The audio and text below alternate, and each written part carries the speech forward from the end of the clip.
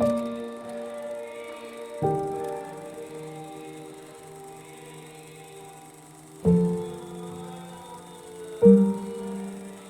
Corneli Cudd yn brosiect sy'n tyfu allan o'n awydd ni fel canolfan pontio, i gyrraedd cynulleidfa sydd yn aml o'r golwg ac yn fwy cuddiedig. Nid cynulleidfa sy'n dod i'r theatr o wythnos i wythnos, ond rheini falle sydd yn ei chael i'n anodd i ddod ato ni. Felly sefydlu prosiect fydde yn cyrraedd at y bobl hynny sydd yn byw mewn cartrefi, ond hefyd yn ceisio dod â profiadau i'r cartrefi sydd ddim yn digwydd yn aml iawn.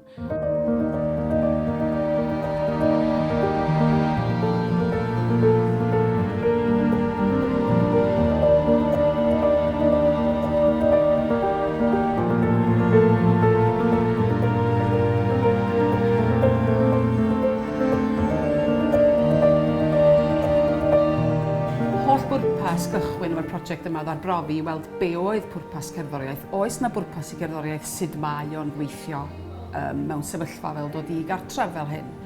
Oes na effaith efo dementia ac yn y blaen? Mae pobl wastad wedi bod yn awgrymu bod cerddoriaeth yn un o'r celfyddydau sydd yn gryf iawn i ddylanwad. Mae hwn yn brosiect traws genhedlaeth, ond hefyd traws sector, yn dod â y celfyddydau at ei gilydd gyda addysg a hefyd gyda'r sector iechyd. Felly mae o'n brosiect arloesol, ac o'r hyn mae rhywun yn ddysgu o wrando ar y bobl ifanc sydd yn tyfu drwy'r profiad yn ystod eu cyfnod yn y cartrefi.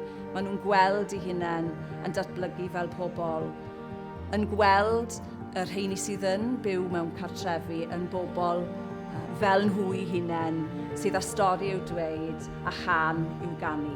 Oedd hynna'n neis iawn, oherwydd oedd yn amlwg. Eto, oedd o'n mwy na cerddoriaeth, oedd o jyst yn...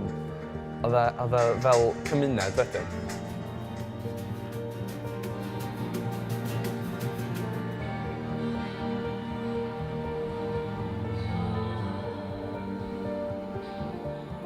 Fel artist sydd yn creu, mae wedi newid fi fel person, a dwi yn credu bod cerddoriaeth yn ganolog i helpu pobl ar y daith yma. Mae Corneli Cudd yn bodoli ym mhob rhan o'n dinasoedd a'n pentrefi yma yng Nghymru, ond trwy weithio'n draws sefydliadol, mae modd i ni gyda'n gilydd i ddod â budd i breswylwyr cartrefi henoed ac i ddisgyblion yn ysgolion uwchradd.